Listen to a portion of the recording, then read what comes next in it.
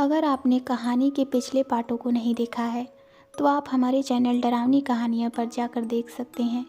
तो चलिए बढ़ते हैं आगे कहानी की ओर। अगले दिन सुबह सुबह ही नैना के दोस्त मानव का फ़ोन आ गया।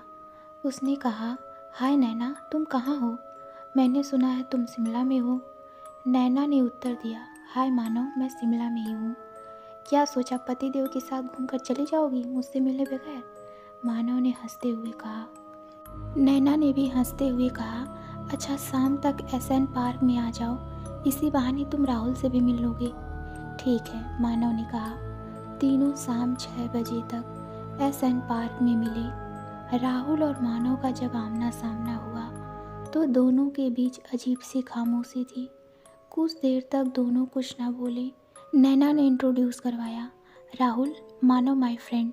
मानव की तरफ इशारा करते हुए कहा। मानव, राहुल माय हस्बैंड। राहुल की तरफ इशारा करते हुए कहा। राहुल के माथे से पसीने की धार टपकने लगी। Are you okay? मानव ने राहुल से पूछा।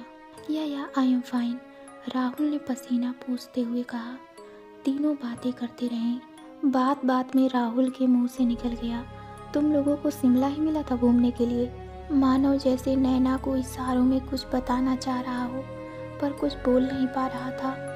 तीनों को बातें करते हुए लगभग 9 बज गए थे। अब मैं चलता हूँ, मानव ने कहा।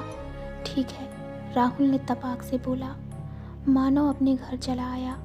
राहुल और नैना भी होटल आ गए। दोनों खाना खाकर लेट गए। नैना सो चुकी थी। अचानक से राहुल को अपने सामने एक आकृति खड़ी दिखाई दी। लाइट ऑफ होने की वजह से वह साफ साफ देख नहीं पा रहा था। अचानक से वह आकृति राहुल के एकदम सामने आकर खड़ी हो गई। अब तक राहुल का शरीर ठंड पड़ चुका था। वह जोर से चीखा, पर लड़की की रौद्र हंसी के बीच राहुल की चीख दब गई। राहुल भागकर बाहर गैलरी में दौड़ा। दीवार पर वही उल्टी आकृति उसी की ओर तेजी से बढ़ रही थी। वह डर, बेचैनी, घबराहट कुछ भी महसूस कर पाए इससे पहले ही वह बेहोश हो गया। और अब उसके कानों में धीरे धीरे कोई आवाज़ सुनाई पड़ रही थी। यह आवाज़ धीरे धीरे तेज होती गई। राहुल, राहुल, राहुल। नैना ने राहुल को नींद से उठाया। राहुल का पूरा शरीर पसीने से भीग गया था। उसका चेहरा डर की वजह से लाल हो गया था। उसे कुछ सूझ नहीं रहा था। मैथिली, वह कांपती आवाज़ में बोला। नैना उसके लिए पानी लाती है। पानी पीकर वह थोड़ा शांत हुआ और नैना को पूरा सपना बताया। राहुल ने ठान लिया कि अब वे वहाँ नहीं रुकेंगे। अगले दिन सुबह ही नैना के पास मानव की कॉल आई। 1 घंटे में मुझे पहाड़ी वाली गली में मिलो, मानव ने कहा। पर हमें आज निकलना है, हम मुंबई वापस जा रहे हैं, नैना ने मना करते हुए कहा। इट्स वेरी अर्जेंट, मानव ने जिद करते हुए कहा। ओके मानव, नेहा ने कहा, पर राहुल को कुछ मत बताना। मानव ने इतना कहकर फ़ोन काट दिया। नैना सोच में पड़ गई कि ऐसी क्या बात है।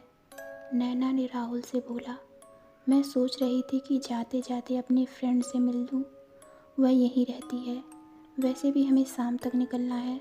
नैना ने राहुल से बोला, मैं सोच रही थी कि जाते जाते अपनी फ्रेंड से मिल लूँ, वह यहीं रहती है, वैसे भी हमें शाम तक निकलना है, तब तक मैं आ जाऊंगी। ओके, पर जल्दी आना, राहुल ने नैना से कहा। करीब 10 बजे मानव और नैना पहाड़ी वाली गली में मिले। मानव ने नैना से कहा, जो भी मैं तुमसे कहने जा रहा हूँ तुम्हें विश्वास नहीं होगा, पर तुम्हें करना पड़ेगा क्योंकि यही सच है। बताओ ऐसी क्या बात है, नैना ने कहा। मानव बताना शुरू करता है।